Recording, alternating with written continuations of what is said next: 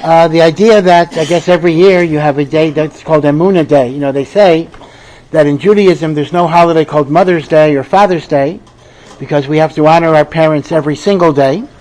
And by that same token, there is no Emunah Day because Emunah is a yesod that has to be with us every single second of our lives.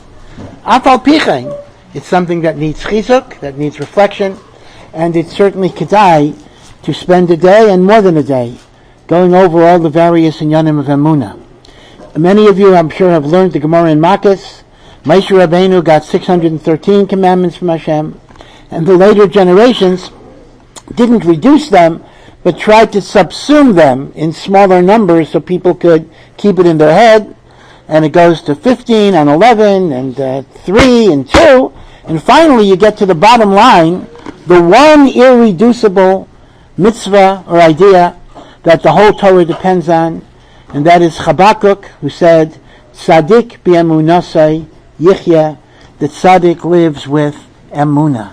Emunah is the yesod of everything. It is the thing that brings you to Hashem, brings you to Torah. It gives you a joy in your life. It gives you courage when times are difficult because you know that Hashem is running the show for your good. It gives you appreciation when times are good. With emunah, you can do anything. Without emunah, life is really one unending frustration. We read in yesterday's parsha that Yosef and Yaakov finally get reunited. And it says that Yosef hugged Yaakov. It doesn't say Yaakov hugged Yosef. And Rashi brings Chazal, that's because at that very moment, Yaakov was reading the Shema. Now, if you're a Litvak, you could just say, Zman Kriya Shema. I didn't see my son for 22 years, so what? Gotta say Kriya Shema. That's one pshat. But the Maral gives another pshat, which I like better. Maral's pshat is that Yaakov felt emotion. Yaakov felt tremendous love. Yaakov felt tremendous joy. He wasn't a soulless person who didn't feel. But it's the derech of tzaddikim that when their heart is filled with love and joy, they want to turn it to HaKadosh Baruch Hu. And he said, I want to say Shema. But the emes is, Yaakov's connection to Kriya Shema even comes at an earlier point. When HaKadosh Baruch Hu tells Yaakov, do not be afraid to go to Mitzrayim, Hashem says, Aloshan, Yosef yashis yadai aleinecha, Yosef will put his hands on your eyes. That's a very odd phrase. I mean, you could say Yosef will hug you, Yosef will see you. Yosef will put his hands on your eyes. Says the Zohar HaKadosh, Zehu Reza de Kriya Shema. In Kriya Shema, we put our hand over our eyes, and that's a remez that Yaakov will be Kairei Kriya Shema. But the analogy still doesn't fit. When I say Shema, I put my hand over my eyes. What's Yosef putting his hand over my eyes, over Yaakov's eyes? So one of the explanations is this. Let's look at Shema. Shema Yisrael, Hashem Elokeinu, Hashem Echad. Hashem Elokeinu. Hashem is Yud Kei Vav Kei. That is the name of Hashem, that is Rachamim. Elokeinu is Elokim. That is the name of God, that's din, retribution, punishment, discipline. What the Pasuk is saying is, in this world, we see, as it were, two gods. We see the God of Hashem, Yud Kei Vav Kei, the Midah of Rachamim. And then we see Elokim, the Midah of Din. And even though we believe, of course, it's one God, but it's as if it's two different aspects. But what the Pasuk of Shema is telling us is, the Hashem and the Elokeinu, that you perceive as a dichotomy and a contradiction, Hashem Echad, Yud Kei Vav Kei. Ultimately, even the Din is Rachamim on a concealed level. We may not understand it, we may not know how it's so, but Liyasid Lavai, it'll be Niskala to us that the Hashem and the Elokim are two different faces of the Midah of Rachamim, of Hashem Echad. And the Meforshim say, that is why we cover up our eyes when we say Shema. Again, there are different reasons. One reason is simply to have more kavanah, but some connected to this idea. Because when I cover up my eyes, I'm acknowledging that I'm really blind. I look at the world, I look at my life, I look at the lives of others. I think I understand it. And I have kashas on a God. Why does God allow this to happen? Why are there holocausts? Why is there suffering? Why is there sickness? Why is there illness? I don't see the rachamim. I don't yet understand what it represents. My eyes are blind. What I see is not the reality. What I see is a mask. Hashem Elokeinu is Hashem Echad. My eyes don't yet see it, but I believe in my heart that that's the case. So now, let's go back to Yaakov. For 22 years, Yaakov thought that God rejected him. His beloved son Yosef was taken from him. He was convinced Yosef was dead, that he was ripped up, torn apart by an animal. And for 22 years, he didn't understand why. And after those 22 years, all of a sudden he discovers that the Yosef that he thought was dead is not only alive, but he's the most powerful person in Mitzrayim. He will be the mechanism that will keep his whole family alive. He will be the mechanism that will teach us the survival skills by which we will live in Mitzrayim and be able to leave, at least the 1/5 that left. So Lemafreya, it turns out that all that Yaakov thought was din, rejection, onesh, richuk, in fact was a mechanism of rachamim and love. And therefore the pasuk says, it is Yosef that will cover up your eyes. Again, that doesn't mean literally. We don't see that Yosef put his hand on Yaakov's eyes. But Yosef will be the vehicle that will demonstrate to you that you really don't understand the world. So the truth of the matter is, for the person that's a maimin, the most difficult thing in life is, why is there so much suffering in the world? Why is there evil? This is the issue that is known in moral philosophy as theodicy. It's the English term. And in Chazal, it's known as the issue of tzaddik v'ralo. Why do tzaddikim suffer? What's the sense of it? God is compassionate and God is omnipotent. Now, if God wouldn't be omnipotent, if God wouldn't be all-powerful, so even though he has rachamim, things happen, God can't stop it. But that's not true. God is all-powerful, and God is all-merciful. If God is both all-merciful and all-powerful, how could it be that tzaddikim suffer, children suffer, people get cancer? What's going on? I mean, we have the Holocaust, which is what happens to Am Yisrael.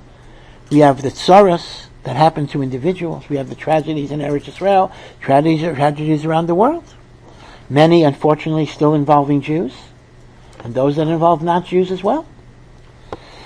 So they say, if you're a maimin, the big kasha in life is, why do the righteous or the innocent suffer? If you're not a maimin, you have a kasha on everything else. Meaning to say, a maimin has one kasha. If you're not a maimin, then nothing makes any sense. So the emes is, it still makes more sense to be a maimin, because a maimin has one kasha.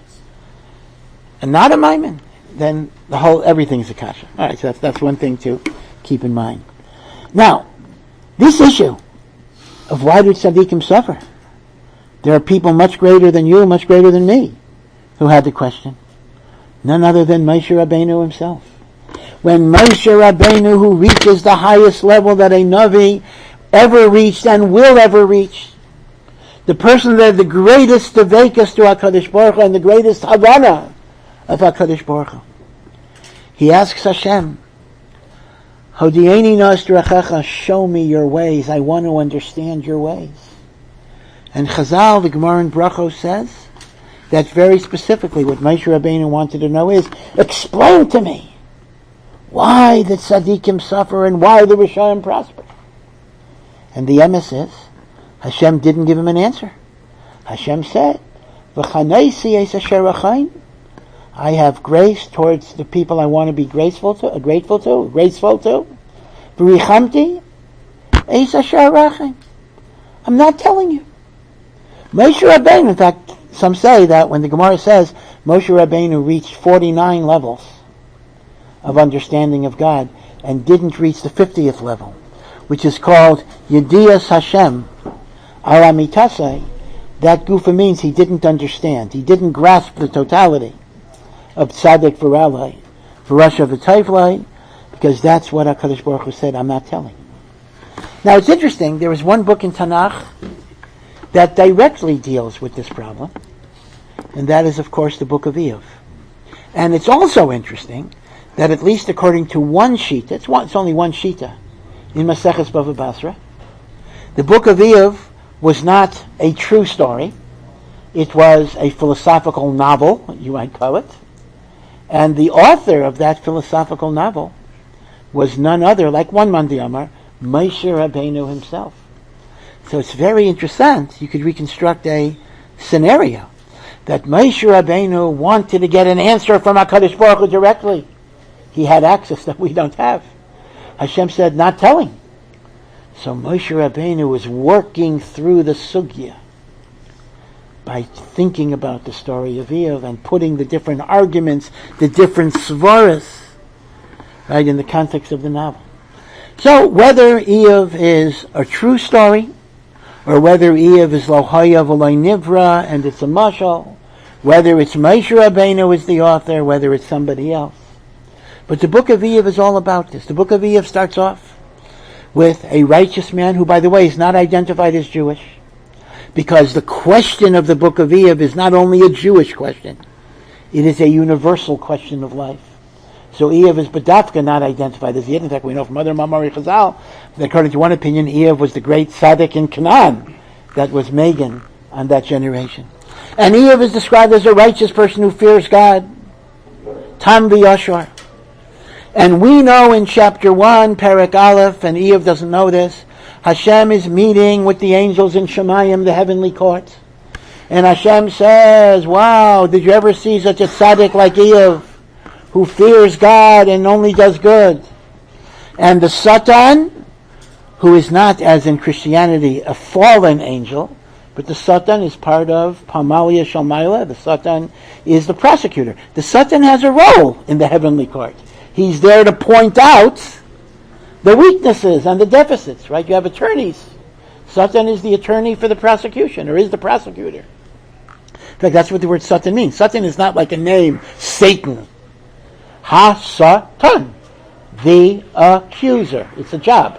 Satan is a job, not a name. So technically you would write it in small letter, not capital letter in English. Okay, but be it as it may, the Satan says to God, of course Iyov is a righteous guy. It pays off for him. You gave him wealth, you gave him family, you gave him cover, you gave him honor. So sure, if that's what you get when you keep the commandments or keep whatever the morality is, sure he does it. But I bet you let me start taking things away, then we'll see what a righteous guy he is. Now, when you read this is quite astounding. You know, we didn't know HaKadosh Baruch Hu was a gambling entity. He simply bets with Iyov. Okay, bets with the Satan. Okay, Satan, I give you reshus to start taking things away from Iyov. The only condition is don't kill him, because if you kill him, the experiment fails, because the whole experiment is to see how he will react. So all of a sudden, things start happening. First, a group of marauders, a group of Ganovim, take all of his flocks. So now he's poor. Then a building collapses, seemingly killing his children, all of his children. And then he is afflicted with boils and painful illnesses that he has to can't even wear clothes, and people can't even bear to be near him because he stinks. And he's sitting in the ashes. No wealth, he's poor, no children, Rahman al-Islam. No honor, no friends. Nobody wants to talk to him. And his wife, Mrs. Iyov, has a very small walk-on part. She says, why don't you just curse God and let him strike you dead and take you out of your misery? And Iyov utters very famous words that to this day we say at a levaya, Hashem nasan, Hashem lokach. Hashem has given, Hashem has taken. Yehi Shem Hashem Mevorach. Hashem's name is blessed. I accepted the good when I had the good. I accept the bad and the difficult. when that comes my way. Thus the English expression, the patience of Job. But here's the thing. Whoever coined the expression, the patience of Job, like many of us, only read Perek Aleph of the book, didn't bother to go further. Because it's a big book. There are more than 40 prakim in Sefer Eov. We then go to Perek Beis. In Perek Beis, we read that Eov had 3 friends, Eliphaz, Bildad, Sofer. And those friends came to comfort him. How did they even know? The Gemara Rav Basra says it was like a mental telepathy. They just knew their friend was in trouble. Just like your mom knows when you're in trouble, right? Even if she's in America. She senses. They sensed. And they came. And they sat with him for 7 days and 7 nights without saying a word. And this is actually the makor of the halacha in Shulchan Aruch. When you're Menachem and Avel during Shiva, you do not begin to talk until the Avel talks first. They sat with him. And Baruch Hashem, that's an example of friendship and love and care. But there's a problem. Something happened to Eov during those 7 days. Somehow he broke. Somehow he became bitter. And at the end of the 7 days, he releases what you might call a primal scream, in which he says he cursed the day that he was born. And he says, how could God do this to me? What type of God would do this to me? I was righteous. I was good. Why should it happen? In the Gemara's Lashon, the Gemara says, Eov hitiach devarim kalape ma'ila. Eov attacked the Ribono Shel Olam. The Gemara says, Ein adam nitvas al tzayra. The Eibishter forgives him because he was going through such an extreme agony. He was almost like almost insane. But still, Eov says very, very sharp things. So starting from that point in the book, we then have debates, meaning Eliphaz states a position, Eov responds. Bildad states a position, Eov responds. Sofer states a position, Eov responds. That's round 1. Then you have a repetition of that in round 2. And then there's a partial round 3, which only has 2 of the friends, Eliphaz and Bildad without Sofer. And then you have a 4th friend, Elihu, who shows up. And then you have HaKadosh Baruch Hu, who finishes up the book. And it's a debate structure, and it's very, very subtle and very, very deep, because each friend has a different shita. But not only that, each person responds and incorporates what Eov says and what the other friend said, etc. So Eliphaz in debate number 2 is also drawing on the different shitas of that. So if you take a parish like the Malbim goes in great arichos to kind of show each shita. And you could spend your life on this, really. There's so much teichen here. And it's a real question, too. It's not just a theoretical thing. But I'm going to be very simplistic. And that is, essentially, the friends are making the argument that the Torah itself normally makes. If you read the Torah, just read the Chumash. The Chumash seems to make the claim, you do good, the Eibishter will give you good things. You do bad things will happen. And it's not even an Olam Haba thing. It says in Shema, you listen to Hashem's mitzvahs, it doesn't say you'll get Olam Haba, although of course that's true. You'll get rain, you'll get health, you'll get fertility, you'll get wealth. And fakert, you do averos, you suffer, won't have children will die, whatever it would be. So the conventional statement of the Torah, when I say conventional, I'm not being negative, but the standard statement of the Torah is what happens to you in Olam Hazeh, not Olam Haba. What happens in Olam Hazeh is totally on doing Hashem's will or not doing Hashem's will. So the friends embrace that shita. And the friends essentially tell Eov, listen Eov, if bad things are happening to you, it must be that you're not as big a tzaddik as you thought you were and as we thought you were. So it starts off gentle. Eliphaz says, do tshuva and then everything will be good. In other words, it's a gentle thing. But eventually, as Eov refuses to accept that, Eov says, I've done nothing wrong. So if you notice, the friends escalate in anger. At some point, at the very end, Eliphaz says to Eev, there's never been a Russia as bad as you. The concept is, because they're not makabel, this chachma. So, just for simplistic labels, the friends make the argument that if you are suffering, it must be because of chait.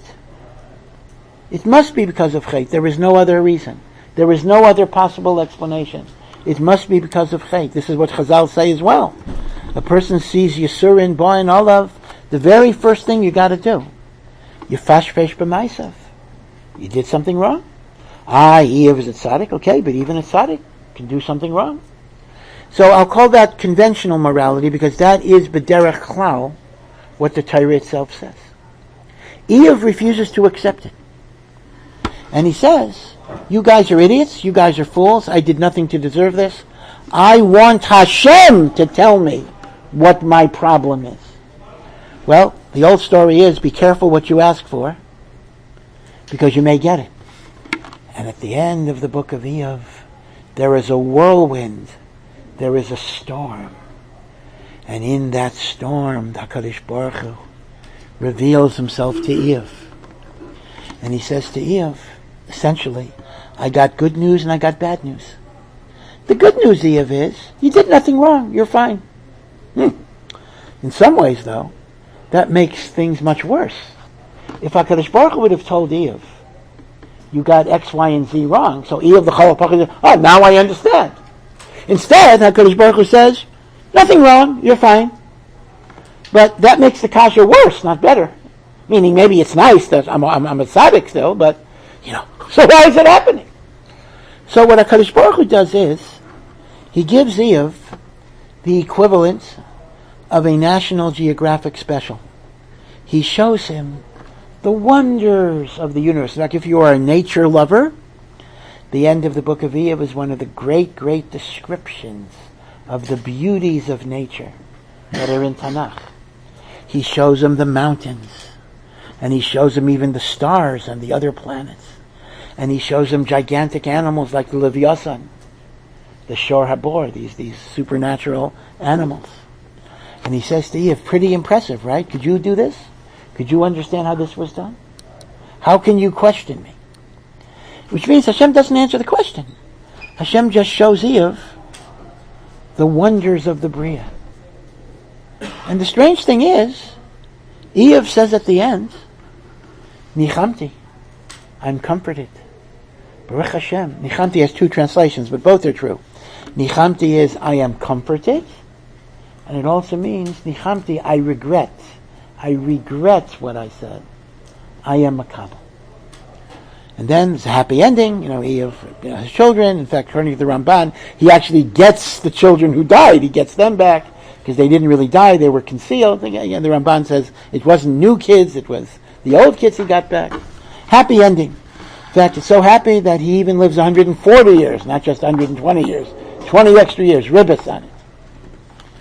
But the question is, how is Hashem answering the question? Eev had a question. Why am I suffering? The friend's answer is, you must have a chait. There's no other possible teretz. Hashem says, nope, you don't have a chait. You're fine. So why? What's the answer? Is Hashem evading the question by showing him all the impressive planets and stars and ice and snow? So again, this is an inyan that you can spend your life thinking about, because this is such an important issue and such an important question that goes to the shayrish of what Emunah is. And here I'll just give you two basic mahalchim, and they overlap a little bit. Mahalach number one is, when Hashem is showing Eve the complexity of a universe, he's meramis to Eve that each person has two bechinas, two levels in their relationship to HaKadosh Baruch Hu. On one hand, you are a discrete individual. You are an individual with a personality, with a history, and based on your zechuyos and based on your aveiros, Hashem deals with you in a certain way. But in addition, You are part of a larger picture in which things that happen to us are not always because of us, but it's necessary for the structure and tikkun of the universe in a much broader way. And that's a complicated interaction. It is said that even the greatest supercomputer cannot totally predict the weather. Why is that so? Because if somebody sneezes, that could change the weather. Because what happens is, a little sneeze, one sneeze. So one sneeze blows a leaf a little bit, and that leaf has vibrations that cause other leaves, etc. And by the time it gets to China, you have a tsunami. And there's no computer, I don't mean because they sneeze like a tsunami, that's another thing, but even a regular sneeze. So no computer can take account of every person who sneezes or drops a piece of paper. In fact, there's a whole science about chaos theory, how the smallest things can change systems. So there's a mashal that's given. Shakespeare said, all the world is a play. So imagine this. Imagine that the history of the world until Acharis Hayamim is a 1 trillion-page play. And you have 2 lines in the play. And the 2 lines say, enter stage left, slip on a banana peel, break your leg. And you go to the director. And you say, I only have 2 lines in the whole play and I have break my leg. What's going on? And the director says, you're an idiot. If you read the 10 trillion pages that came before and the 10 billion pages that comes after, you will understand how this had to be. So one mahalach is, he's telling Eov that, listen, Eov, if you were the only person in the universe, you have a taina. Hey, it's only me. What did I do? But you're not the only person.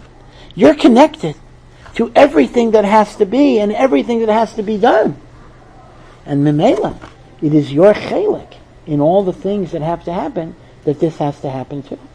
The idea of being interrelated to something greater than ourselves. That's like one mahalach. A second mahalach is Hashem is not answering the question at all. Hashem is telling Eov, just as, and again it's fascinating, because what did Hashem tell Moshe Rabbeinu? And I'm not explaining it to you. So Moshe wants to write a novel. To get the Hezbollah, he comes out with the same maskara that he got from HaKadosh Baruch Hu. HaKadosh Baruch Hu is not giving any explanation. But he's telling Eov, I just want you to know that I'm here. Know that I'm with you. Know that I'm in this universe. And even though you're not going to understand, if you know you're not abandoned, you know you're not alone, you know that it's not simply cast adrift on the waters. In other words, Eov didn't get a teretz to the question. Eov found Emunah in a deeper level. He just didn't have the question anymore. There are 2 things you can do with the question. In fact, the Beis Levi used to say, he was Meshabech, his son Rav Chaim. He said, you know the difference between Rav Chaim and me, the Beis Levi said. When someone asks me a gavaldig kasha, I give a gavaldig teretz. So the one who asked the gavaldig kasha is really happy. And I'm happy because I gave a gavaldig teretz. Someone asked my son Rav Chaim a gavaldig kasha. Rav Chaim shows it wasn't a kasha to begin with, if you understood it. So nobody's happy. No kasha, no teretz. He says. So the same thing here. Eov wanted a teretz to a kasha. But when he's margish, HaKadosh Baruch Hu, there were no kashas anymore. He felt he was looking for an answer, but he found something better. He found the Ribbon Shalom. When you find the Ribbon Shalom, that gives you strength.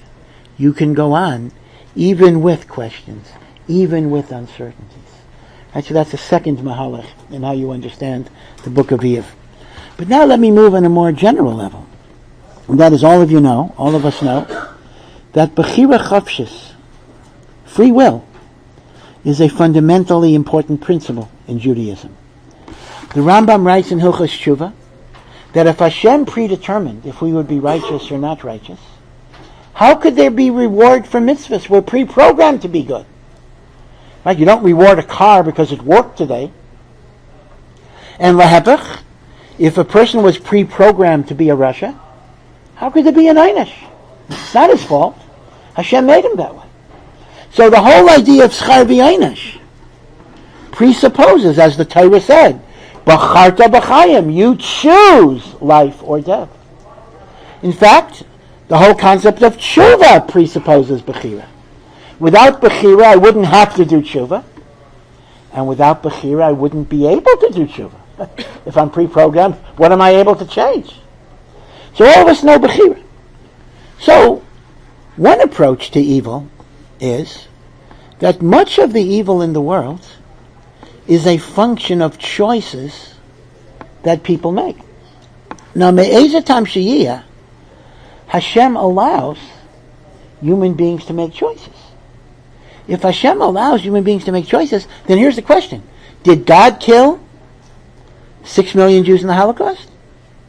Or did God enable Rishayim to exercise bechira that had these drastic consequences?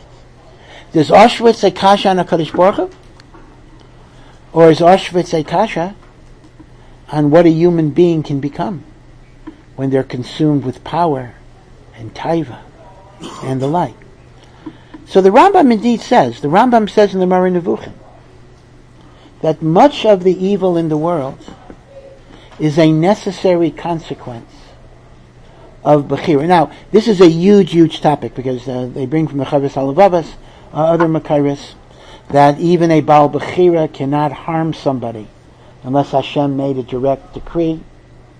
That's what the Chovos HaLevavos says, and then the Rambam seems to say not that way, and the Orach Chaim HaKadosh, a famous Orach Chaim also, seems to say not that way. So just to be intellectually honest, this is a huge shaila, but nevertheless the Rambam does take the position that much evil in the world is the fallout of the bechira of human beings. But you may say, well, but that doesn't answer the question. Why does Hashem allow bechira to do such awful things? Good, Hashem didn't kill the person, but Hashem said, I'll let your bechira kill the person. Why would Hashem do that?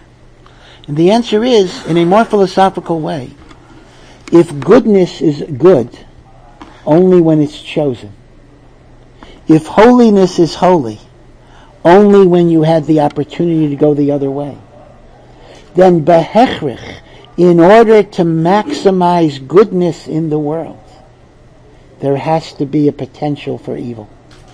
Because if there wouldn't be the potential for evil, Hashem would not be giving the full scope of bechira. And without the full scope of bechira, the goodness would not be good. So in a very real sense, evil is a necessary evil, because only through the evil can there be the bechira of good. Let me give you a mashal to that. Some of you may have learned in high school, or if you went to some college course in psychology, the old Skinner's box, right? That there's a box, if the pigeon pushes one lever, it gets a piece of corn. If it pushes another lever, it gets an electric shock. Now, pigeons are not very smart. Crows are smart, by the way. The crows of Yerushalayim are very intelligent animals, maybe Avira Diara Machkim. But pigeons are not very smart, even in Eretz Yisrael. But even a dumb pigeon knows if one switch gives it corn and the other switch gives it a shock, it'll choose the corn.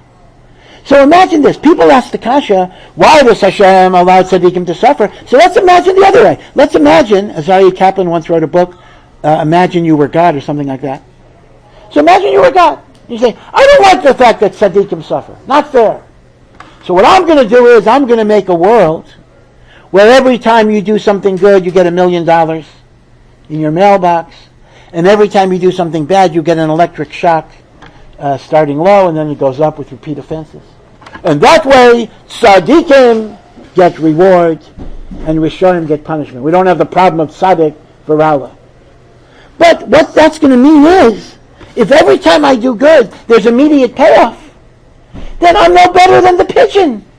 The pigeon also is always going to go with the switch that gives it the corn. So by definition, I'm no longer a tzaddik. I'm no longer doing Aveda. I'm no longer sanctifying Hashem. So behechrich, I hate to be so abstract, but from a systems engineering standpoint, Hashem has to devise a world where in the short term, not in the long term everything is going to be Keseder. In the short term, righteous people suffer. Because then they're pushing the switch that gives them the shock, if that's the Ratzon Hashem. Right? And that makes goodness good. Right? So it's connected to Bechira again. There's a third aspect of Bechiras. Right? The first aspect was that human beings, Bechira, create a lot of evil. The second aspect was Bechira is real only if you're not like the Skinner's box pigeon. So there has to be a situation where tzaddikim suffer.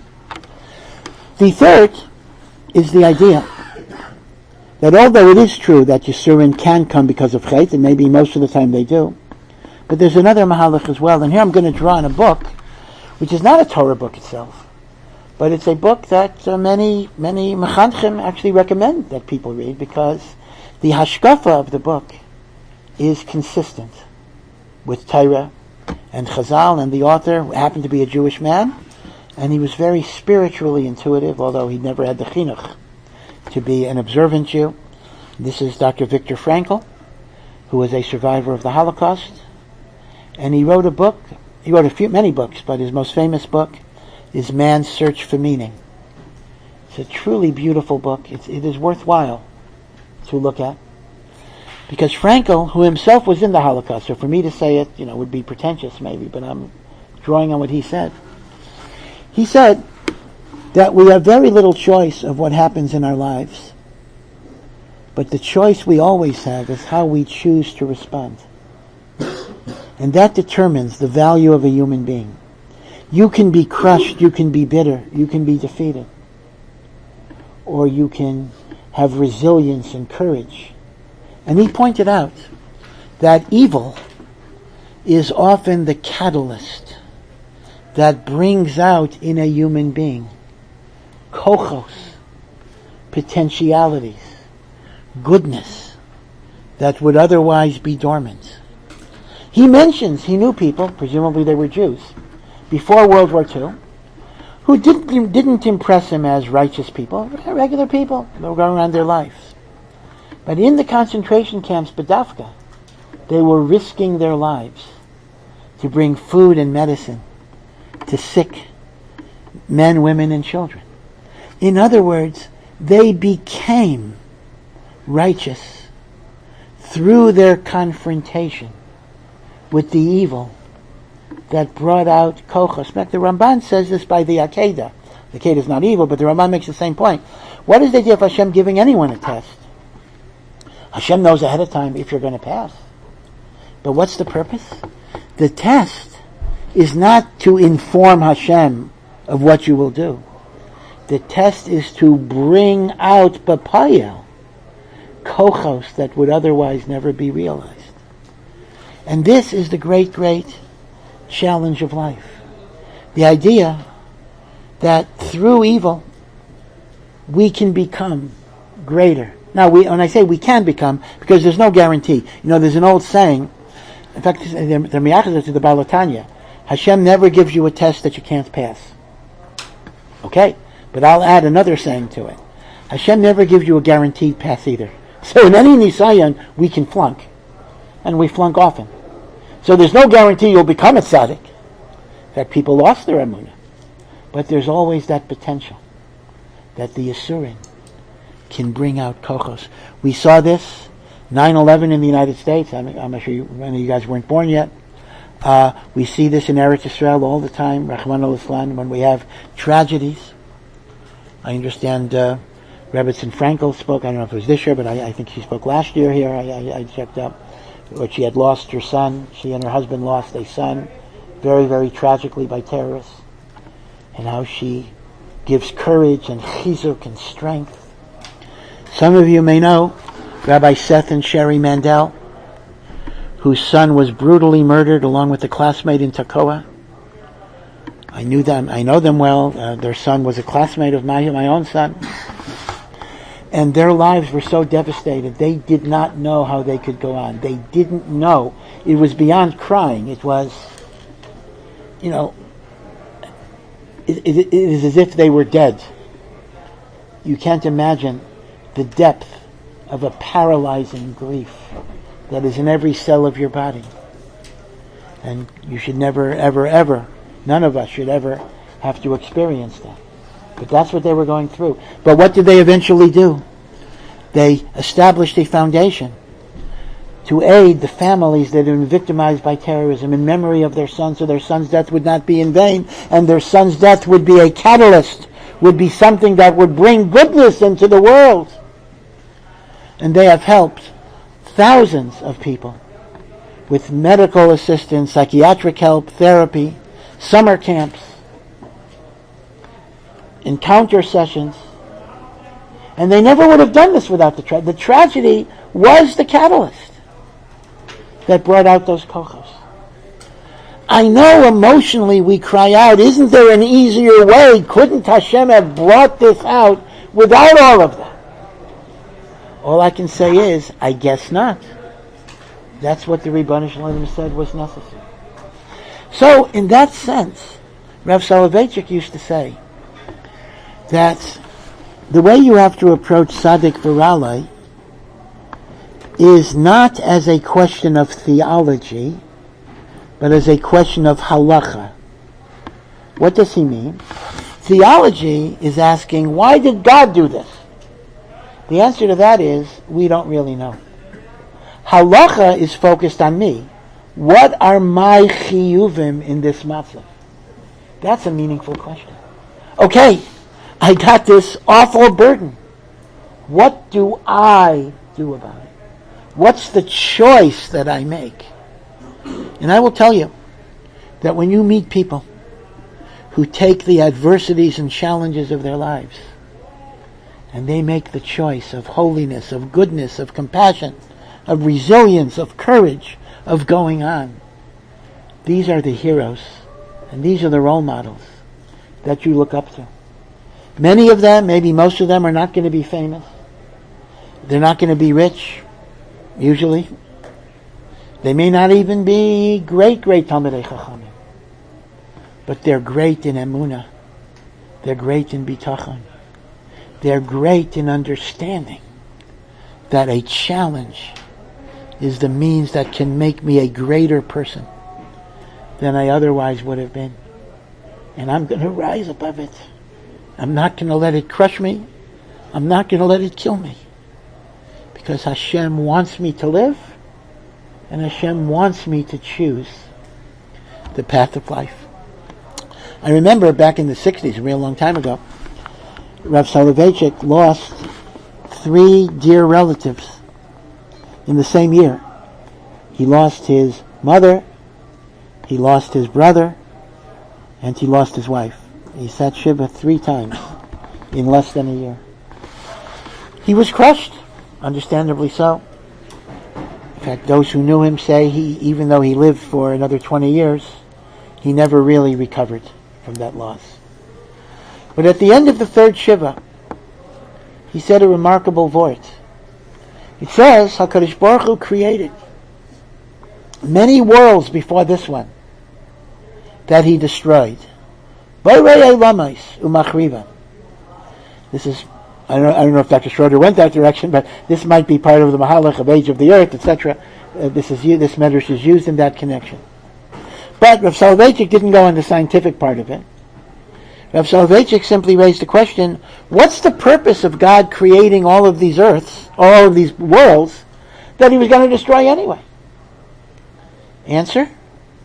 Hashem is teaching us a lesson, that even when our worlds get destroyed, we go back and we create again. Because that's what he did. That's our lesson. The world of the Jewish people was destroyed in the Holocaust. We go back and we rebuild.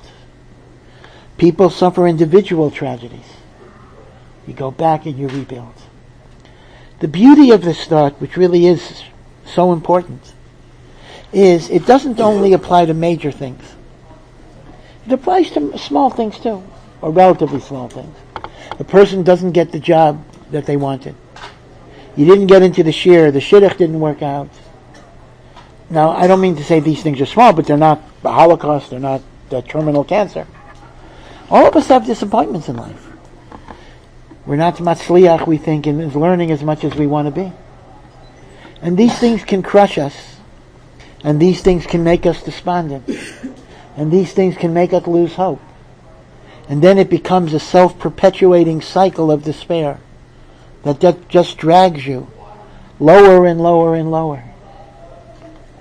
And you break the cycle by understanding Hashem is giving me a difficult trial. But if He's given me the burden, He's given me the koach. And from that koach I can become a greater person than I was before. I can become a better person than I would have been had I not had that nisayon, had I not had that challenge. There was I think he's still alive, there was a famous concert pianist, also Jewish, not religious, Leon Fleischer.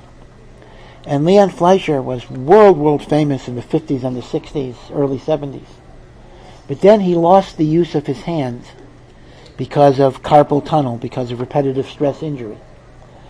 So he was so despondent that he had to give up his music career that he was thinking of committing suicide. But eventually what happened was he decided to become a teacher. So he taught the next generation of concert pianists. He taught at Peabody Conservatory in Baltimore. And the next generation of pianists were his talmidim.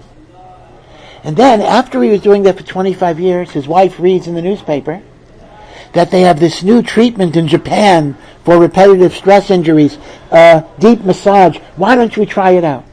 He didn't want to do it. He said, I don't want to get my hopes up. I'm happy. I've gotten used to being a teacher. I've gotten used to giving up playing. I don't want to open myself up. If it doesn't work, I don't know if I could survive it a second time. But she convinced him. And amazingly enough, it worked. And he was able to play 5 more years, although it came back. Now that's a nice story, but why am I telling you this? I'm telling you this because you see the Jewish neshama in him. He gave a little shmooze about how he understood his life. And listen to what he said. He said, before my repetitive stress injury, I was the most famous pianist in the world. My life was about me. I got the applause, I got the acclaim, I got the medals, I got the honors. But God didn't want me to be involved in my ego. So God took away my talent. And when He took away my talent, I didn't know what the message was. I didn't know, because I didn't know what life would be without my talent.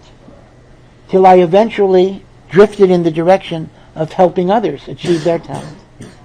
And that became something that was so beautiful to me, that it was no longer about my success, and it was no longer about my acclaim. It was about helping other people become the stars. And their successes were my successes. And their failures were my failures. And my joy in their hatzlacha was greater than my joy in my own. And that's what I became. And when I became it, God said, you learned your lesson, I'll give you your talent back. And that's how we understood the process of what happened to him. Now, this is a bit of a neater story because you have a clear trajectory, beginning, middle, end, although it was over 25 years, it wasn't right away. Sometimes we don't see the end of the story. Sometimes we don't quite understand how things fit in. Sometimes the arc is very long, and it projects maybe a future that's even beyond our lives. Maybe it'll be in the lives of our grandchildren or great-grandchildren. But you have to know that it's there, that there's a tachlis, there is a purpose, that things happen, not out of God's hate, and not out of God's rejection, and not out of God's indifference, but out of HaKadosh Baruch Hu's love. And therefore, as Rav Soloveitchik says, we don't know the reasons why Hashem does things, but the one thing I do know is, I have an achrayus to make the decision that will make me a better person because of it. And that is why, for example, it's Badafka, the recovered drug addict, who becomes the best drug counselor. He takes the deficits, he takes the aredas, And he doesn't just forsake them, but that becomes the foundation of what he's able to do. In fact, that's why the Gemara says, when you do tshuva out of love, your averos can become mitzvahs. Because from the averos itself you extract something positive that you do to build with Hashem. Finally, I just want to end with a beautiful thought of Rav Tzadok. And Rav Tzadok says in Tzidkas HaTzadik, it's a very famous mimer and it can be developed a lot, Kishem shechayev adam lahamin b'Hakadosh Baruch Hu. Just as you must have emunah in Hashem, kachu mechuyev lahamin bi'atzma.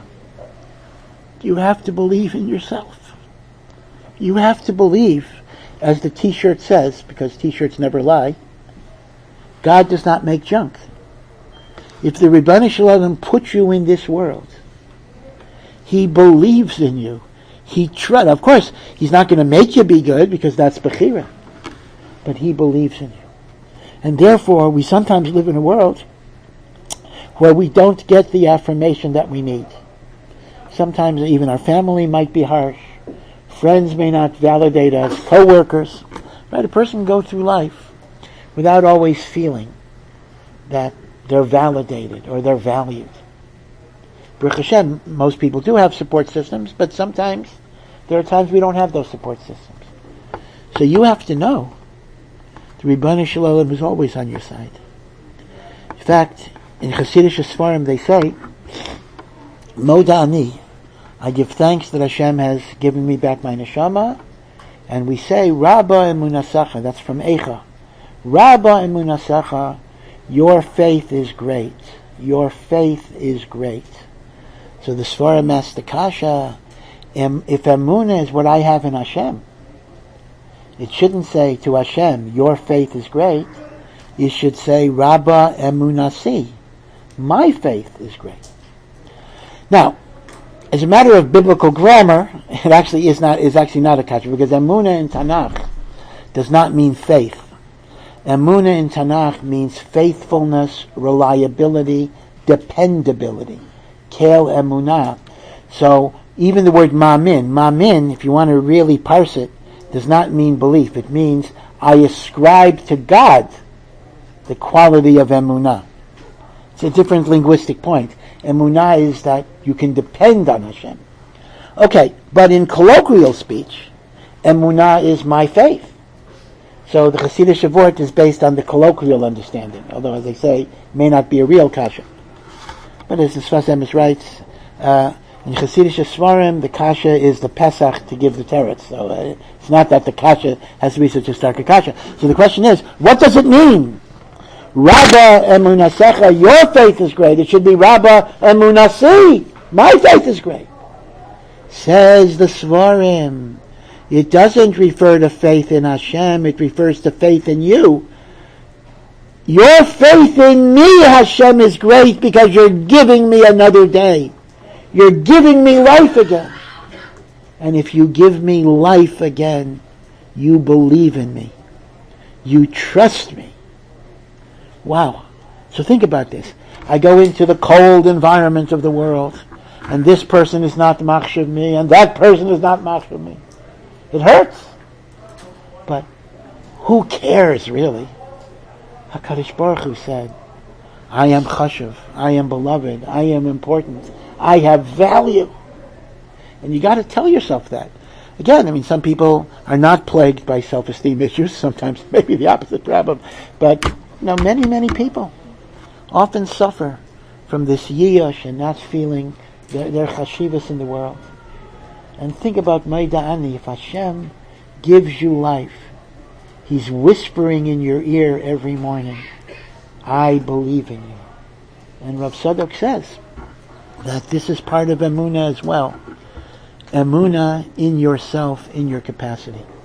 Rav Yerucham, the great Mashgiach of Mir, used to say that the person who is not aware of his faults, not aware of his flaws, he thinks he's perfect, is a fool. Because if he thinks he's perfect, he's never going to fix what he needs to fix. He's delusional. But the person who is not aware of his greatness, is a tragedy, because he will never know that he has the tools to fix what he's able to fix. So simultaneously with being aware of my chesronos, I have to be aware, we all have to be aware of our godless. So I just want to give you all a bracha. I know that you're all Shona Bet guys, right? So Baruch Hashem, you made the great decision to come back for a second year.